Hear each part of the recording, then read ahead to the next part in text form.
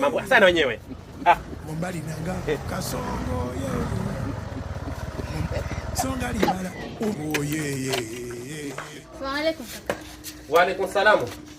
Vipi? Naona upo hapo. Unasaidia? Na mwangu kumenye maana najua ndugu wangu toka kishafika hapa itakuwa kushachelewa. Wewe kakangu mimi ndo maana nakupenda kakangu. Wewe tena wakunisaidia mimi alhamdulillah hapa na kaka. Sasa kaka, nimekuja si nikwambia kama unakuja kutambulisha yule mtu wangu. Kwa hiyo ndo kunaniambia kama ndio nitambulisha kwa shemeji, Kwa hiyo unaamua kwanza umlete baba yake au vipi? Sio baba yake huyo. Ndio yeye mwenyewe kakaangu. Ngegemea huyo. Mwokosi huyo. Mkoma huyo. Haya ndugu wangu kwa kuniangalia na wewe. Kila mmoja na tepu ya. Kila mmoja na saizie.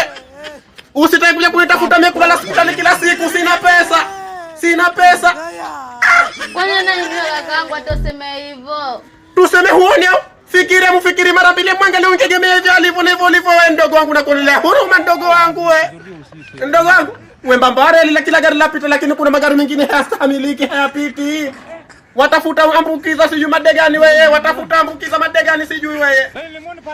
Ndogo wangu nakupenda sana lakini kwa polipofikia nikosea heshima sasa. Kwa hiyo baby ukuja kuleta kaka kunzalisha, si ndio? Sijui kama baba yako, sijui shangazi yako, sijui nani yako. Na baby juu, bado kumuita baby tu. Siku mbili tatu akuta baby huyo. Sikiliza ndogo wangu kama ilikuwa kuna mwako mmoja nitambulishe kama huyu ndo shemeji yangu kwa hapa kunikosa. Ngegemea huyu simtaki. Shanifahamu tafuta sezi hiyo, tepu za potele. Kipenzi angalia usijali tutaongea. Bado mwita kipenzi hapa niko. Wewe handa zako, nenda zako haraka. Wewe mwita kipenzi hapa kwa wewe mwita zako. Nenda hivyo. Kabla sijakutia vitu. Na wewe nitakutia makofi, wewe unampenda wewe na mimi mpaka nimpende. Wewe kila siku message kesho hospitali wewe. Lakini kakaangu mimi ndo naolewa, kwa nini ndo naolewa? Hata kama unaolewa wewe lakini na mimi hivyo kunijengea dusa siku mbili tatu mjatanuko.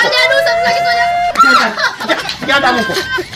Adui mkubwa wewe. Mimi na uhakika sasa mimi nasikizwa wewe si ndugu yangu. Kwa niletea chumba bila sema leo ni chumba. Kwa niletea chumba kizima. Eti ngegemea mkubwa wewe. Tena mimi nitakubaki hapa. Huo ni saizi wewe. Ule kutafuta kunikesha hospitali tumie kila siku.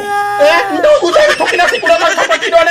Kesho atakufa. Watu wapita kuta mifupa tukina. Haya sasa kusharizika.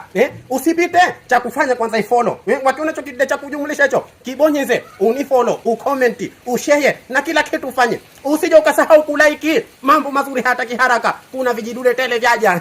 Haya mfollow jamaa yangu usinipite wewe.